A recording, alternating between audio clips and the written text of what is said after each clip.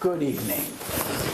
This evening we're talking about measuring credit damage, and this is where the attorneys generally will rely on the experts, and that's the purpose of training. This seminar is to train experts to do that measurement. The course also involves professional ethics, and that's because we have people that are measuring credit damage. They are asking the consumer client to expose some of the most personal information that they have, their financial information. And what is necessary for that to work? You have to be able to trust the person that is exposing that information. Now, an expert can't do the job of measuring without accurate information. That private, confidential information has to be revealed. Now, you don't want to take that information from the consumer without their authorization and consent, and this is the credit information that they're providing.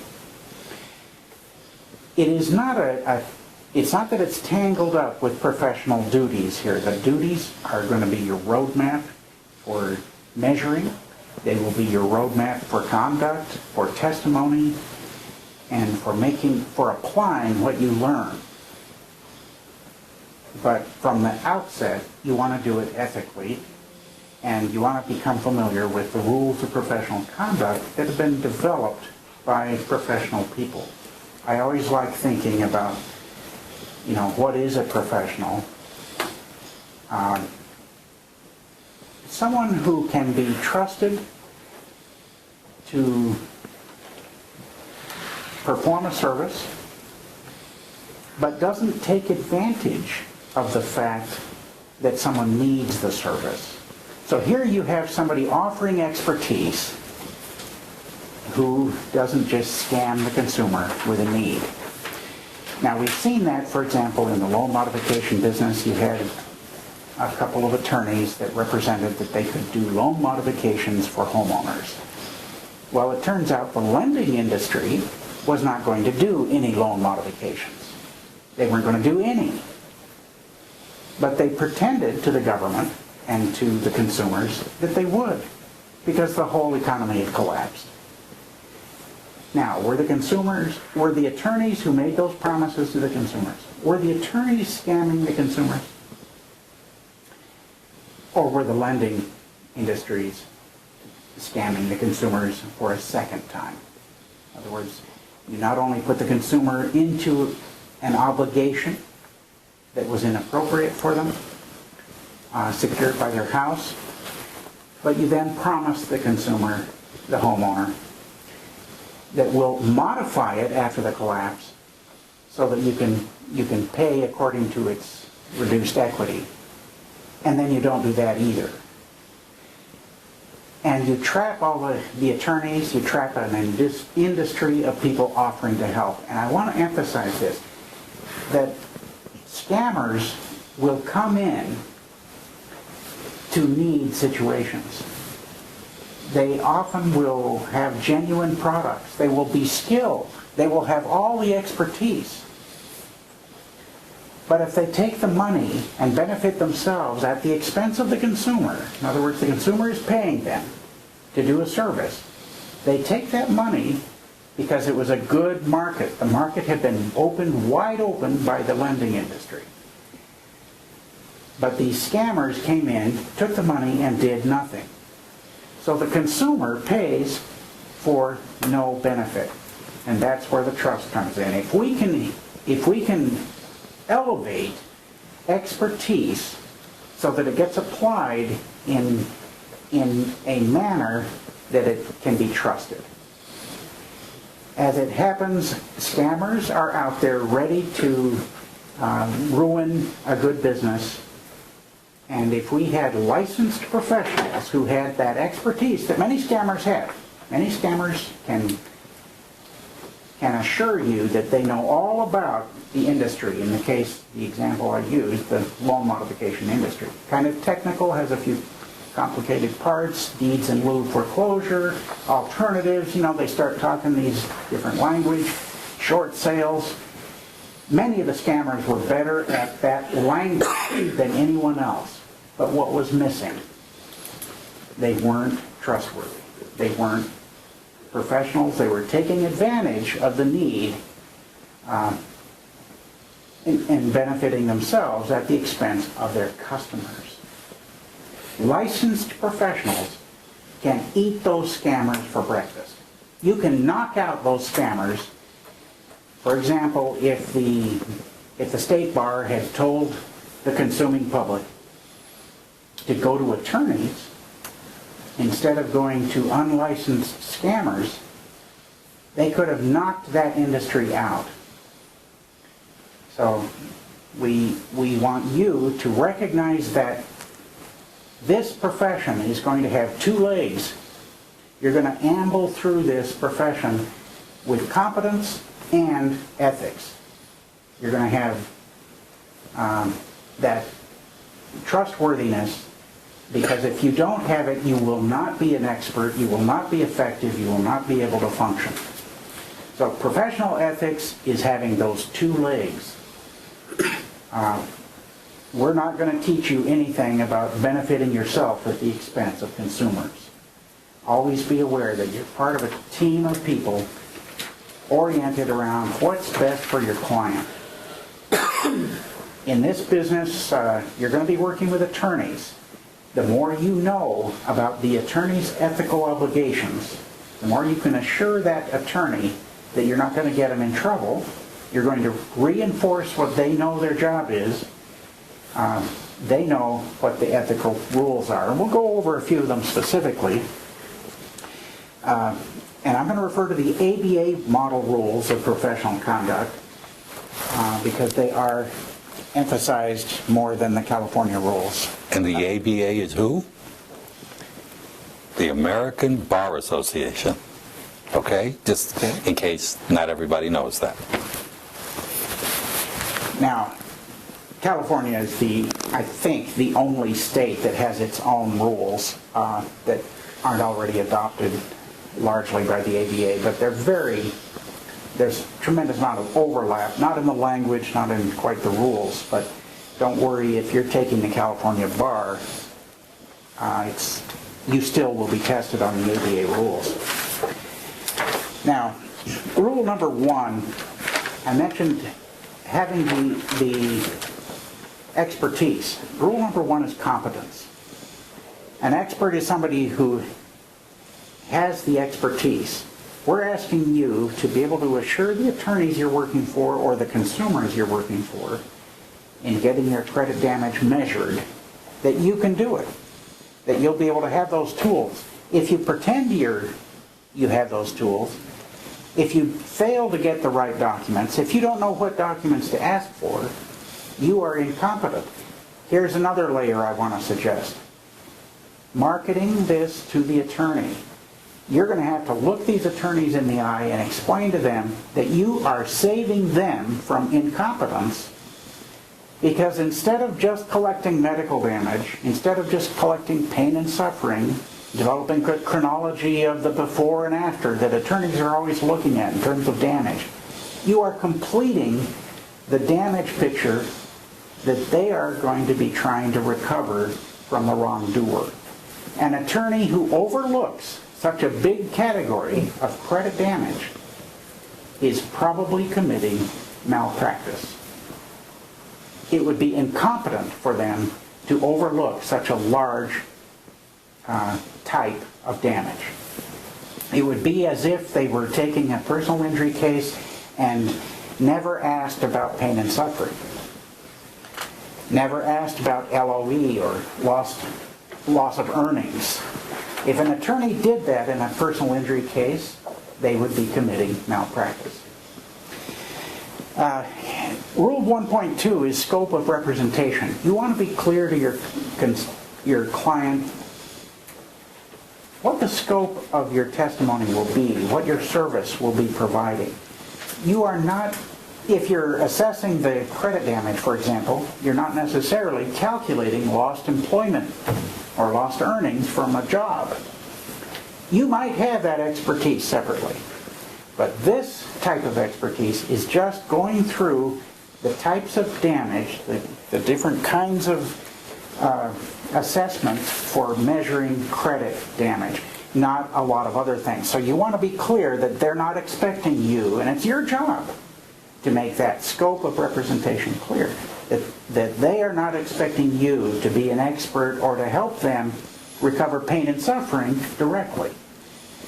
Now, having said that the scope is, for an assessor, is just the credit damage, keep in mind that credit damage and an analysis of a credit report and a before and after where you see, they used to have good credit and now they have credit that's been Damaged. hit or damaged. Thank you. Sure. That this person, just your testimony about that fact is going to be very important in terms of their pain and suffering. It's like special damages that builds up general damages. So there is a relationship. You just want to be clear about what the scope of your testimony will be, even though the impact, a good attorney is going to be able to use your testimony to show general damage as well as special damages. Now, diligence.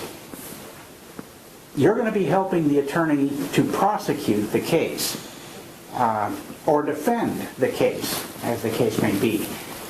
Timely reports, understanding the fact that we are in a process of time, and as an analyst of credit, you are particularly sensitive to the passage of time anyway. So this is part of your path towards this practice. You want to be keenly aware of the ethical standards here. Diligence, conscientious and timely attention to the task you have undertaken to fulfill. Your very subject matter demands that you be conscientious and aware of the time, for example, how long your client has suffered. Are you going to prolong it? No. You have got to get the report done and get these people to trial. You're not going to be prolonging their problem. Communicating is another one of the fundamental parts of your professional responsibilities. Communicating, responding, being responsive communicators. It is astounding how difficult communication is. It is hard to answer questions. It's hard.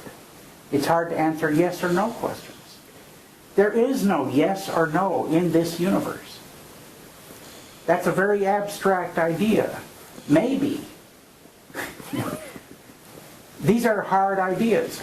You have got to communicate with people. You've got to find out if there's a yes or no. If there's a number that you can assign or that would be helpful.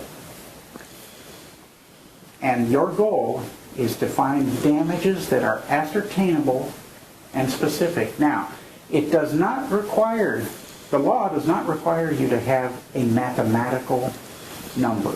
And it may be unethical of you to make up a specific number as if that is the damage. It might not be a specific number. The law simply requires it to be ascertainable. In other words, we can prove that there is damage. Here's the proof. We can measure a series of quantifications, but it may not be a specific place. In other words, which is more correct about the size of this table? It's bigger than 4 feet, but it's smaller than 20 feet. Or it's 15 feet. Which is more accurate? The first. The first is more accurate. And it's just as certain. It's ascertainable. You've proved, if you can prove that the damage is more than 15 and less than 18, now engineers on the jury are going to be more impressed if you said, well, it's 17.5. And engineers have that same problem. because they are really trying to get specific. They think it's their job to have a specific number, and if you don't have the complete bottom line number, then you don't know what the damage is. I worked for an accountant once, and I was off by a couple of pennies on a $1 million account. And he said, well, Mr. Key, you're wrong. Well, come on, I'm within a couple of pennies. We know I'm within, they're just a couple of cents. I don't know where they are. Well, you're wrong. The fact is, this is the kind of work we're in, and when Descartes said, he was the first person, a philosopher, to actually say that this universe has numbers in it, and the numbers have meaning. We're here to look for those numbers. As an assessor, it is very helpful for you to methodically go through the credit damage documents and find a number. And it might be more true and accurate to find a range. You do not have to land on a specific mathematical sum or product. You do have to have certainty, and you have to do something that is scientifically a methodology that someone else, another assessor, could arrive at the same figure you did. And that's our goal, is to show you how that's going to happen. Now, ethically, there's another aspect here, and that is bias. And let me talk briefly about your role in bias. A lot of people think that, for example, poor neighborhoods, well, those people just have bad credit. They're poor. They don't have a lot of credit. Here's a little fact that you will have to deal with, your own prejudice. It turns out it is wealthy people that don't have credit. They never need credit. Banks don't care if they have credit. Wealthy people actually don't care if they have credit. Poor people might not care either because nobody's ever going to loan them money. You have to get over the assumptions of what credit of what you think people should have and measure what they actually have. Get over your own bias and recognize that you're going to have to think of a way to couch your truth across these barriers of bias that exist. I saw just 6 months ago, somebody was at a First Amendment gathering of people, and they held up a sign that, against Obama, and it said, "Go back to the jungle." I was born in the jungle. I love that sign. I thought, that's a terrific sign. Go back to the jungle. But it's biased.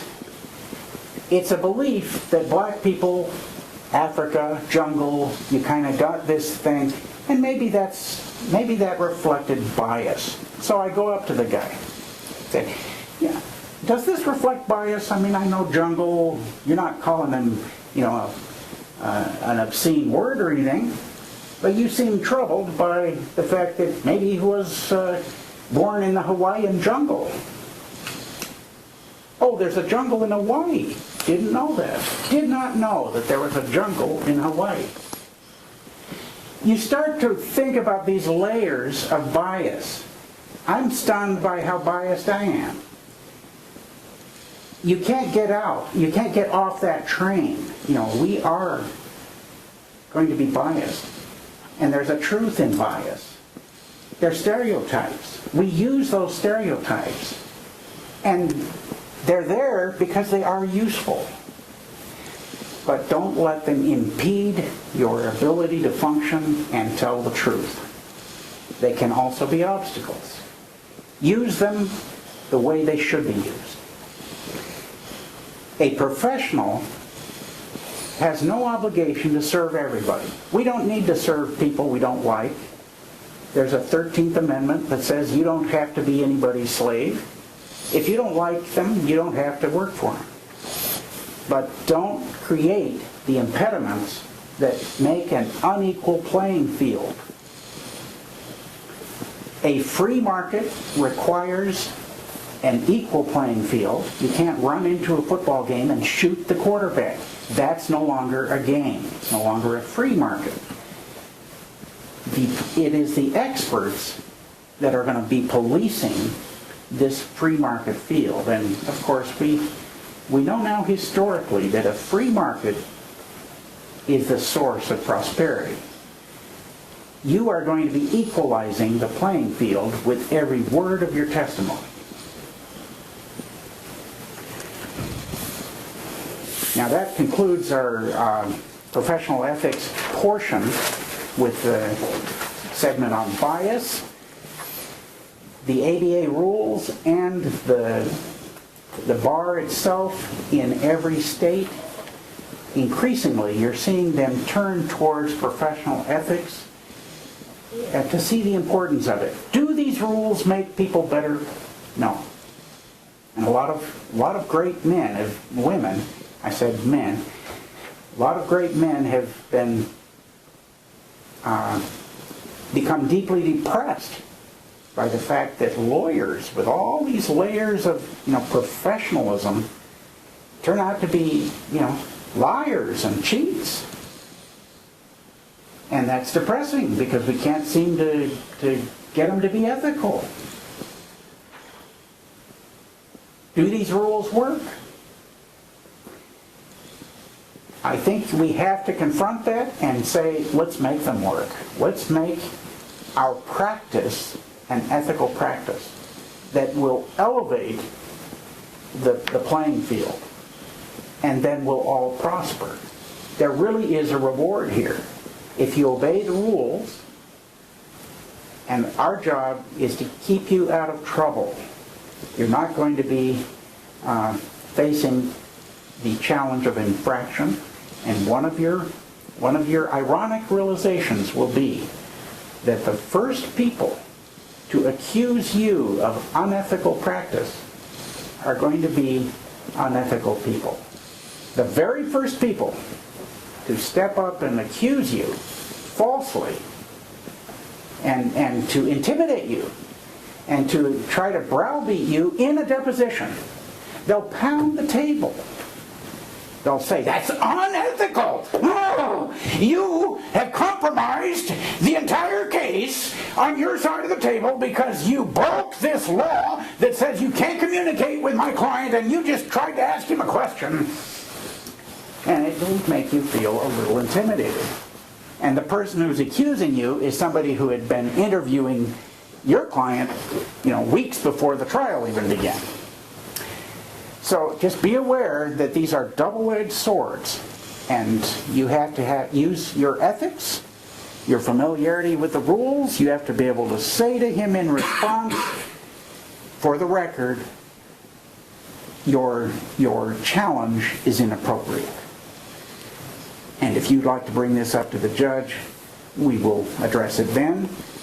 And if you're going to continue screaming, we're walking out of this and we'll go get the judge's view of your accusations here, and you better back them up. You can ask for that referee to come in. You will not be intimidated because you know what the rules are. So the rules are a shield as well as a sword. I'd like to introduce now George Finder, who's really the founder of our credit damage assessor course. And George has been assessing and measuring credit damage. It's got to be a decade or more now. 15 years. I wasn't going to say that. It's true. We're in 16 years now. And he does the actual measuring. Tonight we'll be looking at measuring credit damage. We are going to do that. We are going to emphasize the major tools that are used in measuring credit damage. One of the things that you have to recognize is that the tools, the reports, the notices that will be your basis of forming an opinion, of establishing the facts of the case in a documented way, are common daily forms and notices that are used in the credit industry. They will be monthly statements. They will be various notices from the creditor. Typically, they're not good news, but they have to notify you. And so we want to use their notices to establish when something happened and what the creditor said to you or notified you of, so that you can establish the timeline. We are going to look at the before and after of credit reputation. That's what credit damage is principally about. It's the loss of your credit or economic reputation as established by these notices, these monthly statements, and the most commonly used report about an individual or a business that is relied upon by every lender that wants to make an informed decision about your application. And that document is the credit report. Now, most people know that credit reports are something they can get for free online. That kind of credit report is not the same kind of credit report that is used by a lender. The free report is called a consumer disclosure report. The kind of report that is used by lenders and employers and insurance companies is called a subscriber credit report. And that means that the companies have contracted for the right to report your activity with them, how you paid your account, when you paid your account, if you paid your account.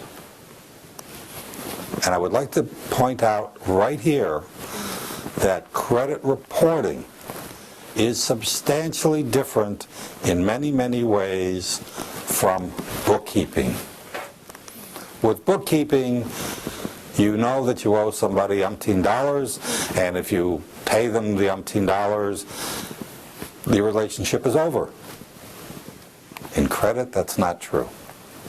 Because what the credit report does is it memorializes, it is a living record of your economic or credit behavior. That means that the credit report will either enhance your reputation or it will haunt you. It will say bad things about you. And our purpose here is to separate the people who do bad things that appear in their credit report to themselves and what other people do that causes information that is derogatory or negative to appear in their credit report. Because the reality is, if you inflict that bad, negative, derogatory information in your report on yourself, you haven't been credit damaged. You've abused yourself. If someone else does it, if you're in an auto accident. Well, it's still credit damage. It's just not actionable. You can sue yourself, but it's kind of silly. It's just not actionable. Okay. You can't sue anyone for your own self-inflicted injury. And no lawyer will represent you for that purpose. But it's still damage, George. It's still damage. It's not compensable damage. And that's one of the points that we will refer to frequently, and that is part of your responsibility as a credit damage assessor is to separate compensable damage from non-compensable damage. Okay? And the point I'm making here is if you do it to yourself, if you're willing to sue yourself and you're willing to find if you're able to find a lawyer to represent you, I want to come to work for you.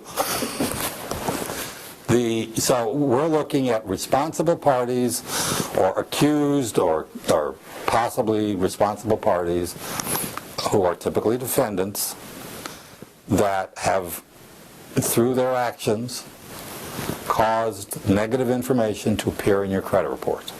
So one of the things that we have to learn how to do is, number one, at the intake of the case, and that can be on the telephone or that can be in person, is you want to find out from the prospective client what happened. How are they suffering?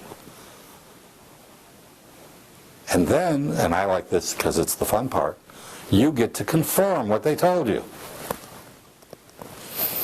And you get to confirm that it happened the way they told it to you. Because the first thing the other side is going to do is disagree or refute or question that they're responsible for what happened. So you have to lay a very solid foundation of documentation and a sequence of events that can show. The way that I look at it is, what was the status of the borrower prior to the injury? Was there A, credit history? B, was there a sufficient credit history? Because if your use of credit was something as nominal as a $500 or $1,000 credit card, and you never bought a home and you never bought a car, but someone has taken that $500 or $1,000 credit card away from you because of what they've inflicted on you, it's highly unlikely that this is a compensable case that would make it practical to retain an expert. Okay? So you want to establish a valuation of practicality, because someone's going to be spending a lot of time and energy and research, creating a lot of expenses that we hope to recover in this matter. So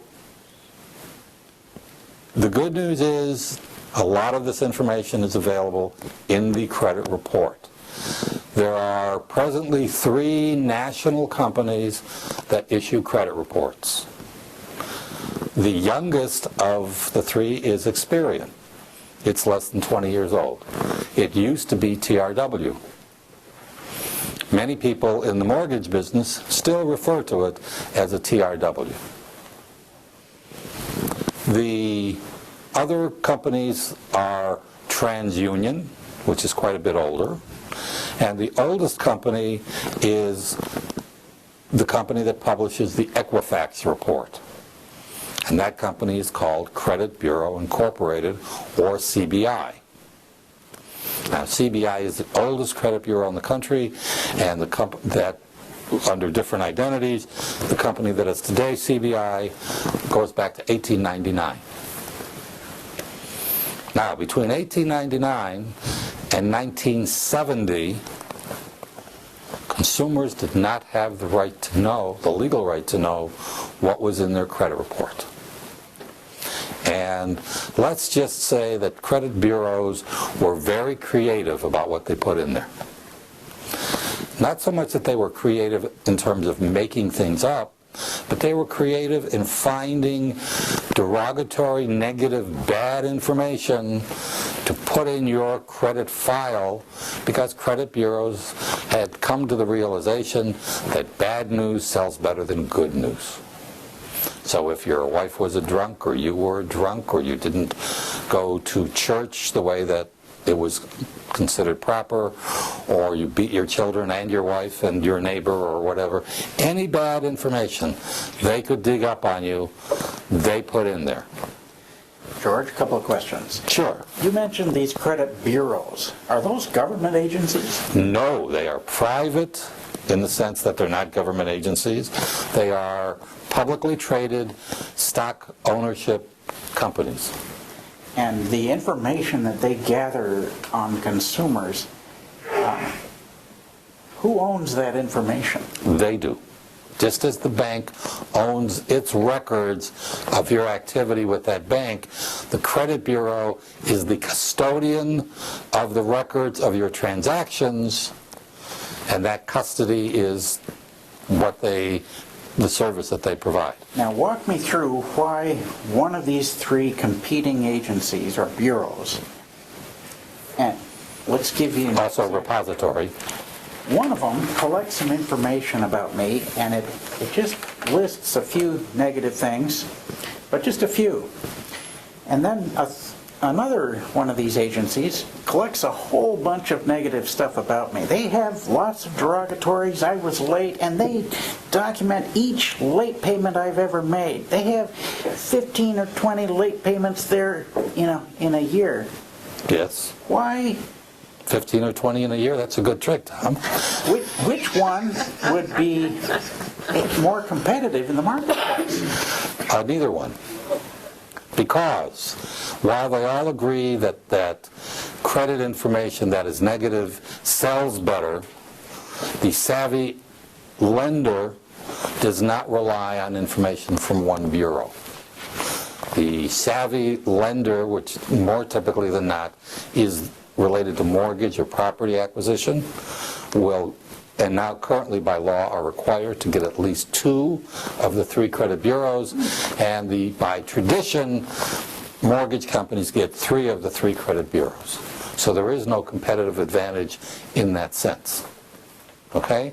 And George, why does negative information have more legs, or why is it more valuable to these people than positive information? well, there's 2 reasons. One is that with negative information, the lenders are of the opinion that they can either turn you down more easily to CYA to protect themselves, or they can charge you more.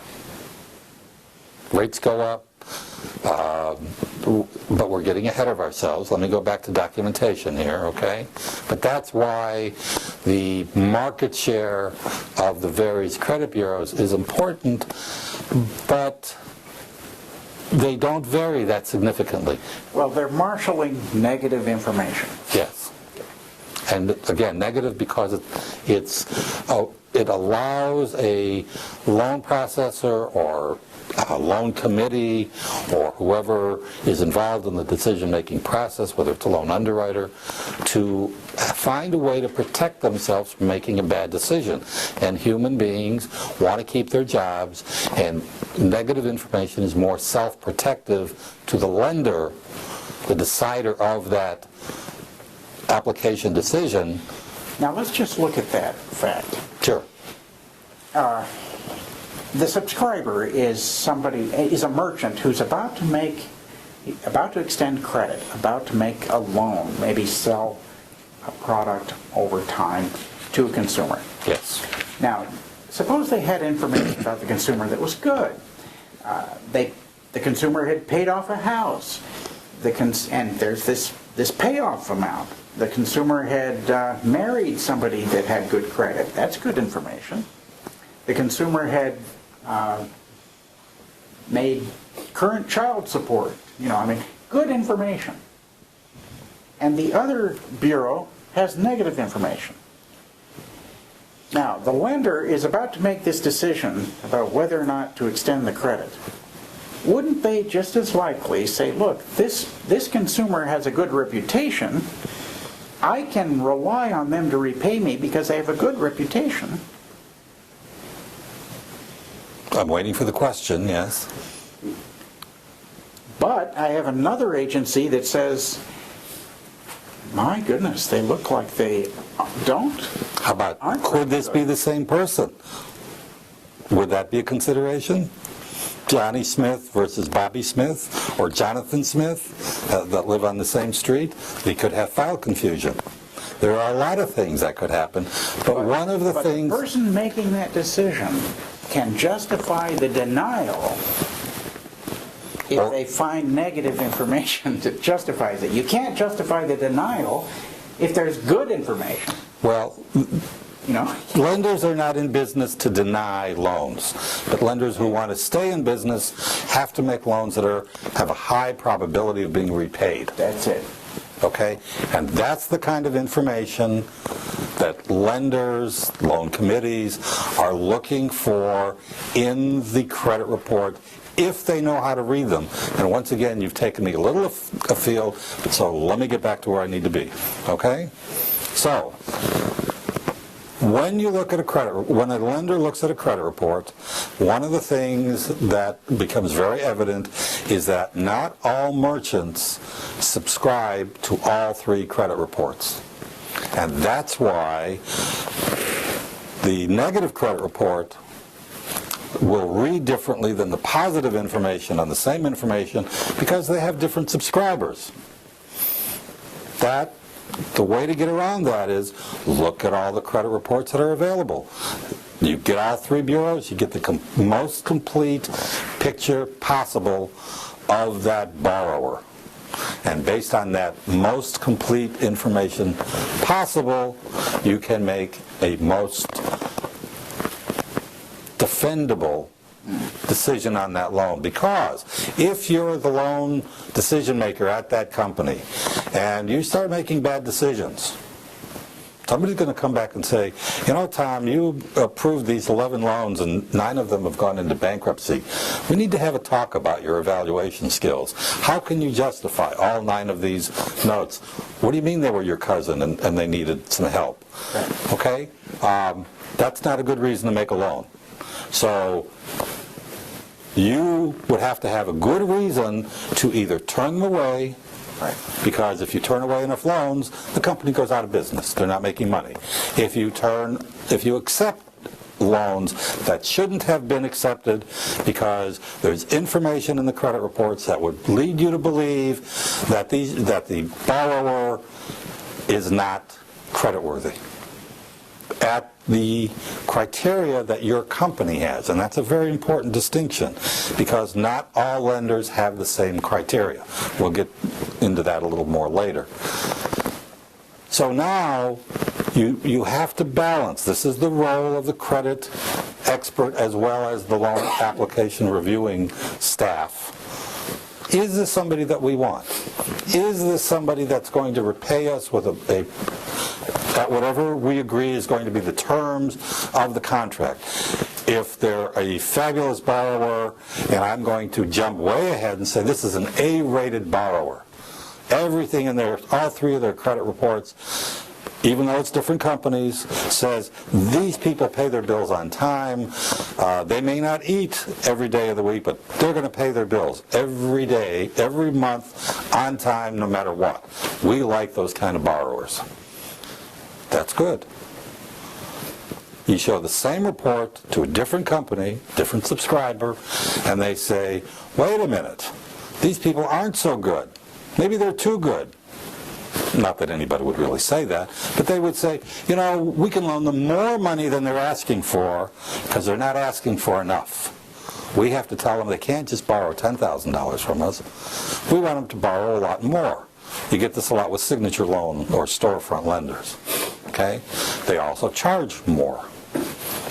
So now, what happened in the 1950s,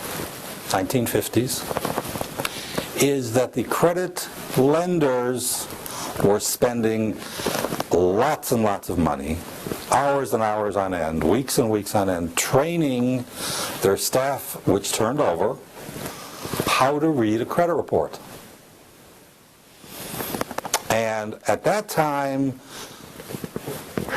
the credit bureaus generally said that it took approximately 40 hours to train a brand new person off the street how to efficiently read, decode a credit report to evaluate the information.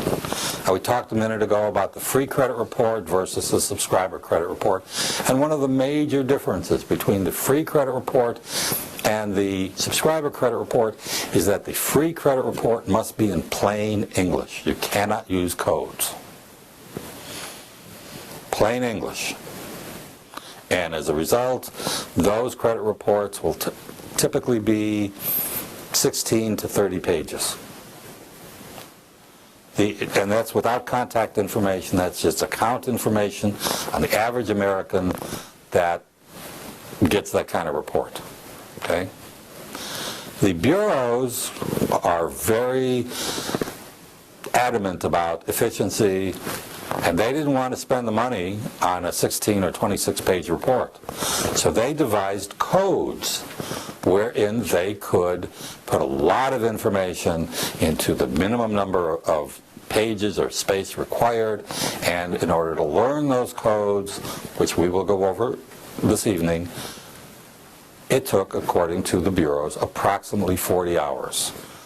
Well, the banks, the lenders said, we need a shortcut, because it was not unusual for a major lender location, and I'm going to pick Orange County, California, to get 10,000 applications a day.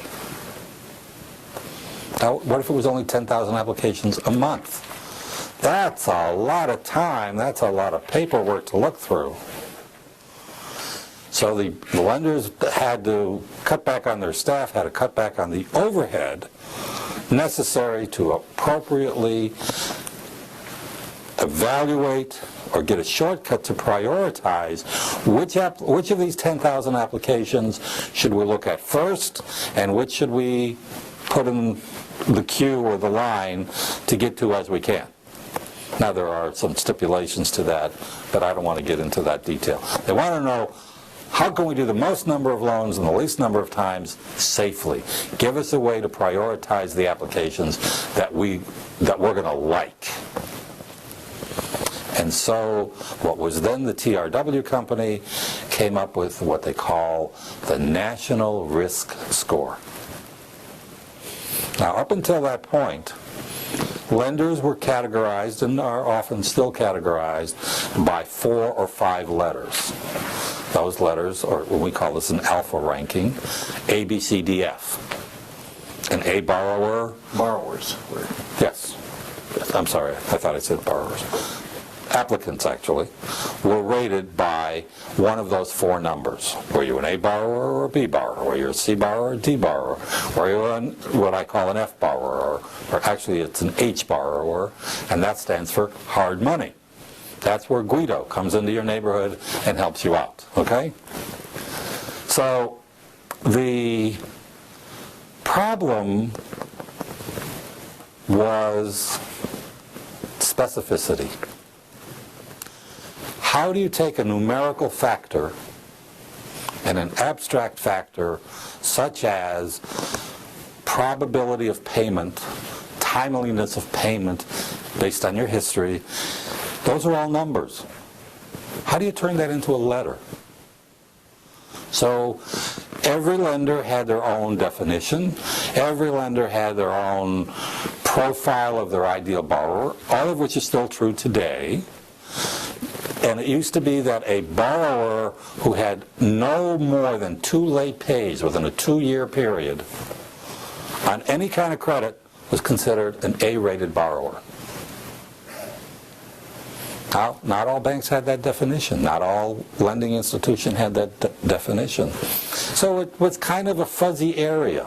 And one of the games that applicants learned, and mortgage brokers, I will refer more to mortgages than any other kind of transaction, because that's where the largest transaction is, learned who had the loosest requirements, who had the tightest requirements. And by knowing that, and after the broker or the staff person looked at it, they could tell by this decision before the numerical rating or ranking, are we going to spend any time on this or not?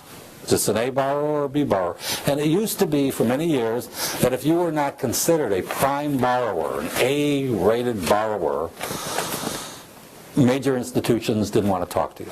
They'd give you to another kind of lender. That's not true anymore, okay? So when TRW came up with the National Risk Score, this was a godsend, because now we had a real simple way. You look at the credit report, you read a 3-digit number. Now, depending on what that number is, you go to the bottom of the pile or you go to the top of the pile. For review, it wasn't the loan-making decision, it was prioritizing who do we analyze first, whose file do we analyze first, and who gets wait. Well, that was good. Loans got processed faster. Lenders were able to boost their bottom line because now they had a guide to help them identify the desirable borrowers as opposed to everybody else.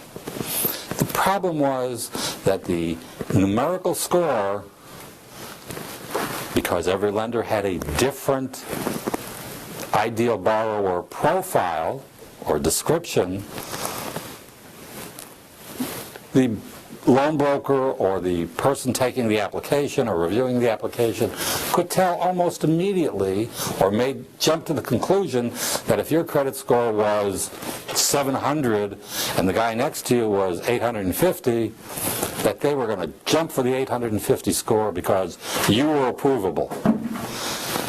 Well, there were some flaws in the scoring system.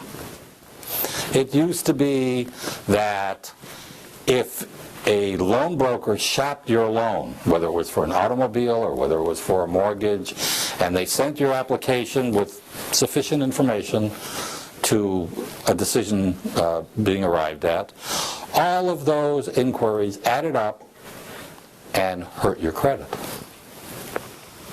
Well, when they developed the formula to develop your score, they approached it from the position that anybody who is offered a loan should be damn grateful to get the offer of a loan and shouldn't be shopping. So they penalized people for that. Then reality set in. And in California, the American mortgage bankers got the credit bureaus and what turned out to be the credit scoring company, because they're two different companies. Credit bureaus do not develop credit scores. Credit scoring companies develop credit scores.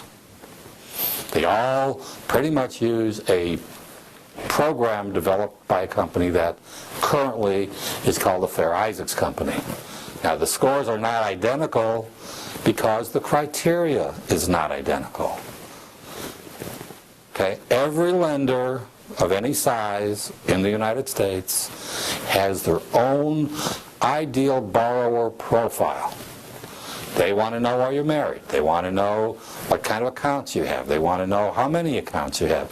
There is a range of approximately 85 questions to 125 questions, and these are approximations because nobody at the bureaus, nobody at the credit scoring company, nobody at the lenders will tell you anything that they don't have to tell you about their particular formula. So there could be a variance on the same day from the same credit bureau scoring activity of over 100 points on the same person. Well, considering that most scores have much narrower categories than 100 points, you could be an A-rated borrower, again prime, with lender 1, you could be a middle grade borrower with lender 2, and you could be unacceptable to lender 3, all with the same profile, or with similar profiles on the same day, with the same application, because their requirements of the borrower are different. The scores became questioned. I have seen credit reports where open collection accounts, which is a very bad indication of credit unresponsibility or abuse, or it's definitely a negative comment. And the credit score with open collection accounts is over 700. Well, how can that be? And the way it can be is the formula has been in constant revision since it was first introduced approximately 20 years ago, and we are now on edition or version number 10 of the credit scoring software. Now, if I can interject here, as a practical matter, your customers, your clients, the consumers, are typically going to come to you and tell you, my credit score is 550. My credit score is 700. It was this, and they'll talk about that credit score. be aware that there's a nuance here with the agencies. They don't like using, they're in the business of risk assessment. They don't like thinking that they're scoring people. I do like it. I think they like it very much. They're simply providing a service to their subscribers and let the subscribers make the decision. See, they sort of remove themselves from that. Yeah, there is a layer, and the layer is the Fair Isaacs Company went to the bureaus and said, we're these phenomenal computer geeks, geniuses, etc., and we can give you a much better, more descriptive, more precise way of arriving at a credit score or credit risk score. If you'll tell us what you want, we'll run it through we'll make these adjustments for you, and you'll have a personalized to your company evaluation of the applicant. So, when somebody asks you, what is your credit score, be aware that you probably have 5 credit scores. And those 5 credit scores, 4 of them are irrelevant. And they are very highly marketable, marketed products. The first credit score is the first 3 are from the credit bureaus, because the credit bureaus are still providing the service to lenders that are subscribers to their service. The 4th credit score is from the credit scoring company itself, which is the Fair Isaacs Company, now known as the FICO Company. The 5th credit score, or what I think of as the first credit score, is the most important and the only one that counts. And that is the credit score assigned to the applicant by the lender to whom they have applied. Because the person you're asking the money for, the company you're asking the money for, is one that needs to determine whether or not they want to loan you the money. And a big part of that decision is, what's your score like? Because if it's so low that it's not worth processing your application, I'm not going to loan you a nickel. If it's high, I'm going to put you at the top of the list and figure how much I can charge you and on what terms. Okay? Well, that changed the whole picture. What the credit score does not do, and what the lenders do, is they create the categories in which those numbers must fit. So if your credit score jumps from 720, or drops from 720 to 719, for who knows what reasons, and that's the threshold of demarcation with that lender that takes you from a prime to a second level, not necessarily subprime. That one point changes your life, the life of the borrower. And that's why you need to know how to use the documents and what they really mean in developing a credit valuation, and in developing a before and after valuation. Because the before valuation may be on version 5 of the credit scoring model. The current one may be version number 10. And one of the things that you need to know is how to correlate the difference in those versions.